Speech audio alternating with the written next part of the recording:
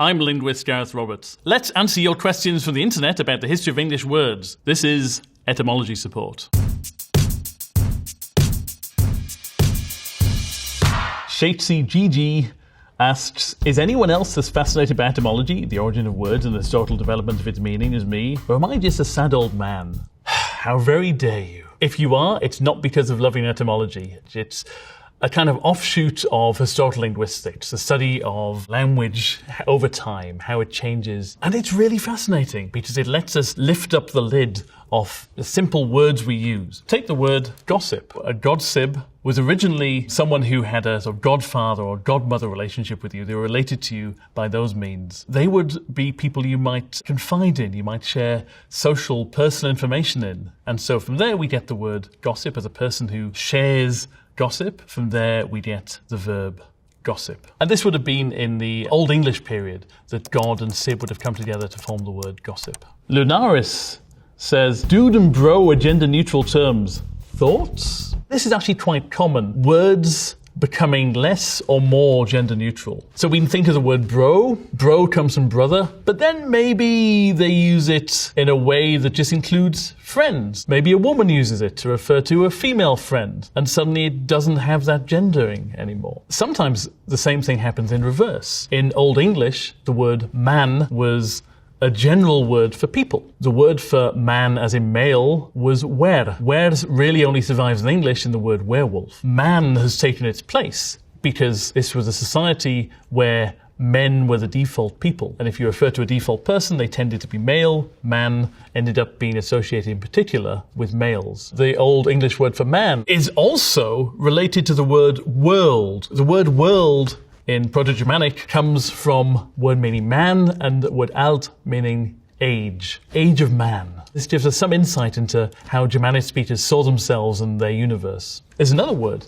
in this area which has an interesting history. That's the word guy. So guy actually comes from the name of Guy Fawkes, who was captured in the Gunpowder Plot and executed horribly. And every year after that, in Britain, people celebrated catching and killing him by burning effigies of him on a big bonfire. And these effigies were known as guys. Kids would go around asking for a penny for the guy. People sometimes started using this to refer to someone who was disheveled, a sort of grotesque-looking human, a sort of insulting term for a man. You might call him a guy. And in America, interestingly, around the same kind of period, you get examples of people using the word just to refer to man generically. Lifted N Gifted Zero asks, who the came up with a silent letter? English spelling is weird. Take the word night or nor. Once upon a time, people genuinely did pronounce the K at the start of night. They'd say knicht, or they would pronounce the G at the start of nor. They'd say gnor. Over time in English, these things changed. People stopped pronouncing those, but we didn't update the spelling. We actually did used to say wolder and shoulder, the ancestors of would and should. We stopped pronouncing those L's, but we kept the L's in. But could never actually had the L in the first place. We just added that L because we wanted to make it match up with would and should. And we find this kind of thing also happening quite a lot with words that have been borrowed into the language. There was no B in the word doubt, either in English or in French. But the word came ultimately from the Latin word dubitare, which has a B. So at some point in the Middle Ages, both French and English scribes decided that perhaps we should put the B back in. Jenna Civi, someone just used the word unalived on BBC News. The news! And my dad turned to me and was like, I didn't know that was a word. This is one of those places where you have an effect of taboos. You have a taboo which is actually, if you like, implemented via social media. And so we end up trying to skirt around the words we're not meant to use and come up with words like unalived. And this happens quite a lot. We think, for instance, that the reason the English word bear isn't cognate with the word for bear in Latin or Welsh or Greek is that people didn't want to refer to bears because it felt to them perhaps as if they might invoke the horror of this big scary creature in using the word. So you'd expect modern English word for bear to be cognate with the French word ours, which comes from this Proto-Indo-European word pronounced something like hortus. Instead, bear seems to trace back to ber in Proto-Indo-European, meaning brown. This is not the only theory. There are some other theories about where the modern English word bear comes from, but we know for sure it does not come from the same place as most of the other Indo-European languages got their words bear from. XND Lou, reading about Grimm's law for the nth time and I still ain't understanding So Grimm's law refers to a set of sound changes which happened to occur in the Germanic languages like English millennia ago in the emergence of Proto-Germanic from Proto-Indo-European. P became F in the Germanic languages, K became H. For example, here are some words in English: fish, father, hound, head, and their cognates in Latin. Piscis, pater, canis, caput. The P's in Latin correspond to F's in English, and the C's in Latin correspond to H's in English. You can get an idea about how certain changes happen by imagining pronouncing the same sound over and over again. Pa, pa, pa, pa, pa, pa, pa. And you might notice if you do this a lot that the P maybe slips slightly and you end up, rather than with a P sound, with a F sound. This is essentially what happened in the history of the Germanic languages. Lights for FitF says, it sits there and I can't stop thinking about how swear words are invented. Like, who said the word f*** one day and decided it was forbidden? There's a whole bunch of things that people don't really like talking about. Sex is one of these things. Defecation is another. We sometimes feel odd talking about death, and very often we'll introduce a euphemism. For example, at some point, people didn't want to use whatever word they had at the time to refer to urination, so they started imitating the sound that people make when they urinate, pss, and that's the origin of the word piss in Latin, pisciare. More recently, the word piss itself stopped feeling so euphemistic, so we ended up using the word pee simply by taking the first letter of piss and using that to refer to urination. Similar to F for F off. Tonya MJ_ writes, "You'll just be making up words." Yes, quite literally that's what we did as humans to create language. Or do you think a man in the sky just dropped the Oxford English Dictionary on the Neanderthal on his way back to his cave? Yes.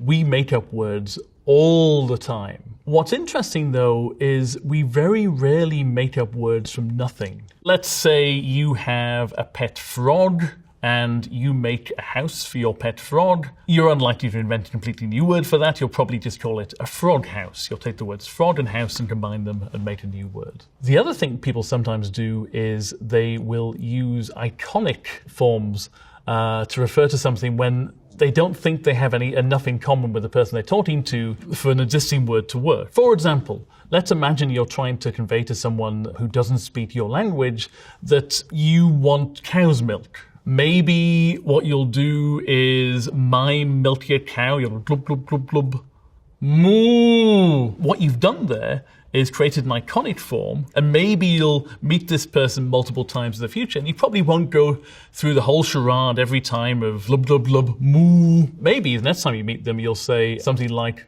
glub, moo. And that is not dissimilar from what's happened many times in the history of language. Another example, the word but in English originally meant outside. Outside implies physical separation. It implies that something is not within the other thing. It's a short step from there to meaning without. You have something without the other thing because that thing is now outside it. That shifted to be used in an abstract sense to mean accept. Everything except that tree. Everything except this book. And over time, this meaning of without or accept shifted even further to mean but, to make a contrast between two parts of a sentence. BLVTRSE_. One thing that fascinates me about the human experience is the development of language. Like, how did each language form? Was there one common language at one point? Mind-blowing. Languages have quite likely been around for at least 100,000 years, if not hundreds of thousands of years. We actually don't know whether all vocal languages have one common ancestor. They could have arisen all in one place and then spread out, or it could be that actually languages arose in different places. Most European languages and a number of Asian languages do belong to the same family. They have the same common ancestor, which for convenience we call Proto-Indo-European. So Proto-Indo-European would have been spoken around 6,000 years ago. The people who spoke it were quite possibly nomadic pastoralists. They lived in the Pontic Caspian steppe, a bit north of the Black Sea, around where part of modern Ukraine and southern Russia are. Based on what we can infer from the words they had for things, we can trace back words for different dairy products, for cows. We can trace back words for wheels, for wagons, for houses, for doors with roofs and pegs to hold the doors closed. So we could reconstruct an image of how Proto-Indo-European speakers lived, with implications that perhaps they led a somewhat nomadic pastoral existence. And this is a language which has a number of modern descendants. We can put these languages on a language tree like this. And for instance, we can imagine that this is the Germanic branch here, and then we have languages like Dutch, Frisian, English branching out of this. These languages then are going to be related to each other and ultimately related to other languages in the same tree. In this case, the Indo-European language family, we have languages like French, Italian, the Romance languages, Celtic languages like Welsh and Irish. We have Slavic languages like Russian and Polish, languages like Hindi, like Persian, and so on. Words in these languages which come from a common root would be cognates. That is, they share an ancestor. Let's take a word like English father. We can actually compare the words Vater and father in the Germanic branch with other words in other Indo-European languages, like the Latin word pater. And if we compare these, we find they also sound kind of potentially similar. And we can trace these words back. The asterisk here indicates that this is not a word we've ever actually seen. This is reconstructed. So 6,000 years ago, people were calling their fathers something which sounds eerily similar to the modern word father. This root also turns up in other places. If you take the name of the Roman god Jupiter, that Pitter bit is from the same place, means father. The first part comes from a word meaning day or sky. So what we have is Deus Pater, sky father. People essentially worshipping the sun and the sky. And this we see all through Indo-European languages too. We can trace back the Indo-European languages to Proto-Indo-European. We can trace back the Afro-Asiatic languages to Proto-Afro-Asiatic, which will take us back about 17,000 years roughly. But we can't, unfortunately, go back and trace common ancestors for these language families, these reconstructed languages, because the noise-to-signal ratio gets too high. We can no longer feel confident about our reconstructions. Sarcasm. Language was first developed 100,000 years ago. People before that. So what were people doing before language came about? Part of the story is that while language is quite specific to humans, communication is everywhere. Before there was language, human beings were communicating. We were making sounds, we were using gestures. We even see this now in other primate species like chimps. We evolved to be able to do things like complex syntax, rules and constraints that organize words into sentences, complex meanings. So imagine that you're speaking a language 10,000 years ago and you've just encountered an animal which has claws, little ears, and it makes a sort of meow sound. And you want to tell someone about this animal. You don't have a word for it. No one has ever named this animal that you've ever heard before. What are you going to call it? Well, there's a good chance you might call it something like a meow or a mew or something along those lines. In fact, if you look at the word for cat in the ancient Egyptian language, you actually find that the word for cat looks quite a lot like the word mew. Instances of this in modern vocal languages as well. Onomatopoeia, of course, we have words like bang, which sounds a bit like a bang. Animal noises, woof, woof, woof, meow. They resemble the actual sounds that the animals make. Words like dada and mama and papa. These are based on the babbling sounds that babies make. So babies go through a stage where they start babbling. We parents tend to be fairly self-centered people. We like to assume that our babies are talking about us. So this is almost certainly where the Proto-Indo-European word pater came from, meaning father. It would have started off as something like papa. And these words keep getting reinvented. So we end up in English with a word like father, but then we also listen to our babies babbling and we reintroduce words like dada and daddy. All over the world, these mama, papa, dada words keep getting reintroduced as parents listen to their babies babbling. Clive Durdle asks, where did the word orange come from? The word orange came into English from French, and French got it from Spanish, which got it from Arabic, which got it from Sanskrit, and so on. What's interesting here is the Spanish word is naranja, starting with an N. The N became associated with the indefinite article. So it's like instead of saying norange, you reinterpret that as an orange. And this actually happened a few times in the history of words. So apron originally was napron, reinterpreted as an apron. And the Old English word for snake, nadder, was reinterpreted as an adder. So sometimes mistakes can give birth to new forms of words. Shaylee says, shout out to the guy who invented the word poop. That is dead ass. Poop for real. The word poop actually probably meant something more like fart originally. So it seems to be onomatopoeic, poo, with a meaning similar to puff. That is, it represents the sound made by a puff of air. So it probably meant something a bit like fart, and then started to be used euphemistically to refer to other things that come out of your butt. Critical Stressy asks, why do Americans say fall when autumn was a perfectly good word for the season? Neither fall nor autumn was actually the original English word. Fall seems to be first recorded some point in the 16th century in English to refer to autumn. But before that, English speakers actually referred to autumn as harvest. This is cognate with the words in other Germanic languages like German Herbst, meaning autumn. In England, that got quite specific, referring to the gathering of the crops in the autumn. So in the 16th century, both fall and autumn were being used to some extent in Britain to refer to the season. Fall, the fall of the leaves, comes from the Old English word fall. Autumn are borrowing from Latin via French. Insane artist, demure was a good word until everyone started using it. Good question, very mindful. The word demure has actually been around since Middle English and probably comes from French mûr, meaning mature. It's actually cognate with the word mature. We don't actually know where the de part comes from. No French word demure as far as we're aware. But recently it's got kind of popular on TikTok, and people have been using the phrase very demure, very mindful, to refer to a whole bunch of things. And I think this is an example of how people love to have fun with language. People like to be ironic. They like to use words like wicked to mean good, using expressions that get a good reaction from people.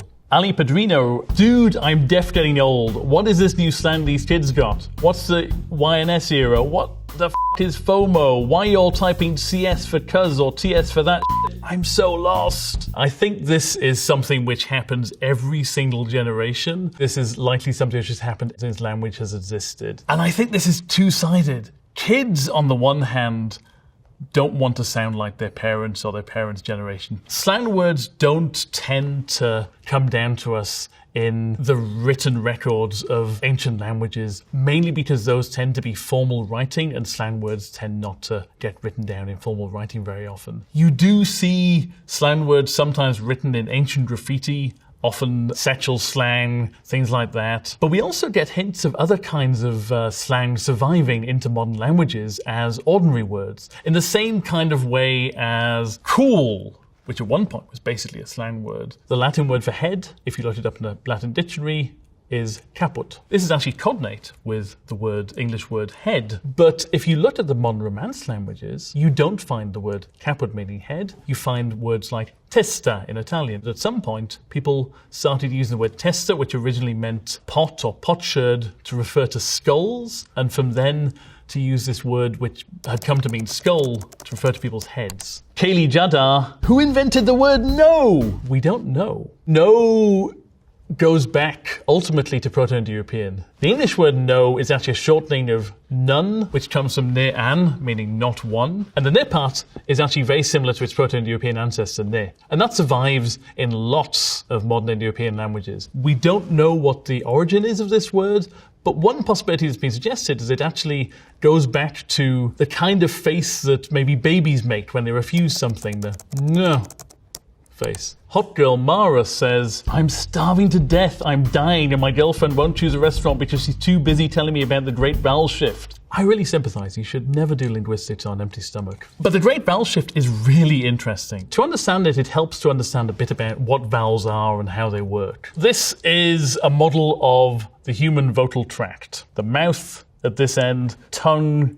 here, we have the larynx here. We push air up from the lungs through the larynx, and then we shape our vocal tract by moving our lips and tongue and teeth. Now, linguists are very used to working with a schematic diagram of this tract when we talk about vowels. In the late 14th century, people started to pronounce these vowels differently. Where bet was pronounced originally with the tongue at the sort of mid-front part of the mouth, people started moving it further up and closer to the top front of the mouth. It started sounding more like beat. And this vowel actually became more of a diphthong, a combination of two vowel sounds, I, and we end up with beat and bite. Similarly, bought became boat, and boat became boot, and boot became bout. Mars Catland says, Shakespeare just misspelled and made words up and hoped motherfuckers would cope with it, and they did. Shakespeare did not invent anywhere near as many words as people think. Other writers of the same period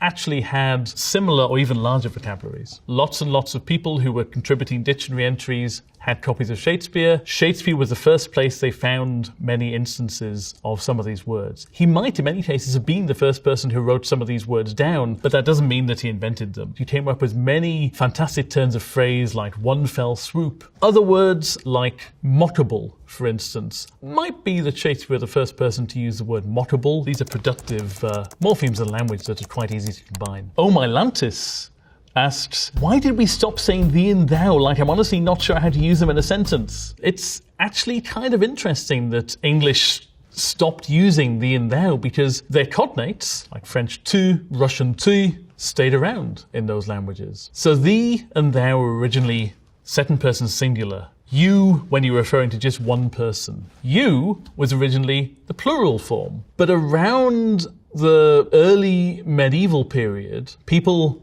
started to use you for singulars as well. This started in Latin. You had tu and vos, tu being the singular you, vos being plural you. But people started using vos also when they were talking to one person, but they wanted to be respectful to them. Some people have suggested that this was because there were two emperors. There was the emperor in Rome, emperor in Constantinople. There were these two centers of the Roman Empire for a while. It's also possible that people just considered that the word for more people was somehow the more respectful form. Around the 17th century, somewhat abruptly, people, especially the southeast of England, started to drop thou and thee. Also around this time, you had certain religious groups like the Quakers using thou and thee for everyone. And this was not necessarily very popular, so people might have wanted to distance themselves from that usage. Soft Playband says, word is a word invented, call words words. Word.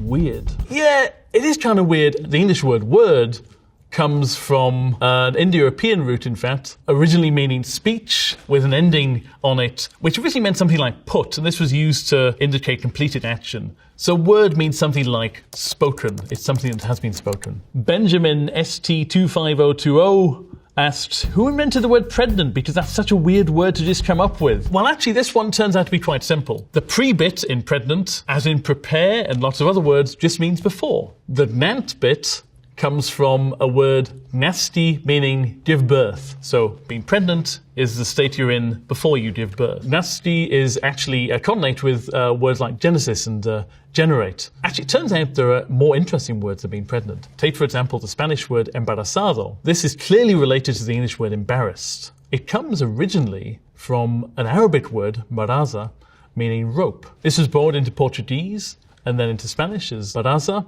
and gave birth to a word meaning entangled. This is a concrete word originally, referring to people being entangled in a rope, but it came quite rapidly to refer to a more abstract sense of being entangled or inconvenienced, which is where we get the word embarrassed, ultimately. This entangled, inconvenienced meaning was used as a euphemism for pregnant, hence the Spanish word embarazado. Dewey Wrights says, something that always fascinates me. We don't know where the word dog comes from. It just appeared in late medieval English from no apparent root word. This is actually a mystery in etymology. We might have expected the word hound in modern English to be the usual word for dog. Instead, hound became more specialized and the general word for dog is dog. And we don't quite know where it comes from. But dog is actually one of a set of words, along with pig, hog, frog, all ending in G in modern English, which in Old English seem to have had this CGA ending, so dotka, frotka, hodka, pigka. This is a little bit mysterious. We don't quite know where this came in. And these are words which we don't see recorded all that often in writing. What most likely happened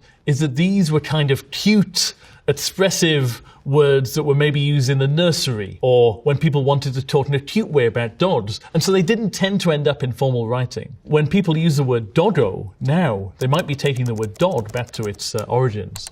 So that's all the questions. Thanks for listening. This has been Etymology Support.